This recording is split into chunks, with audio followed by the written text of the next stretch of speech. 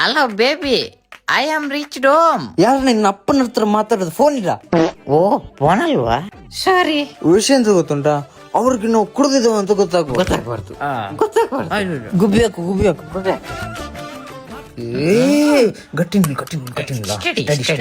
ಬಂದೆ ಗಣ, ಯಾರು ಬಂದ್ರು?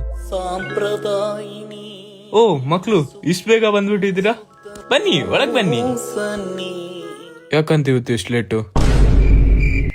ಅದು ಅಪ್ಪ, ನಮ್ಗೆ ಟ್ಯೂಷನ್ ಕ್ಲಾಸ್ ಸ್ಟಾರ್ಟ್ ಆಗಿದ್ದಲ್ವಾ, ಹಾಗೆ ಲೇಟ್.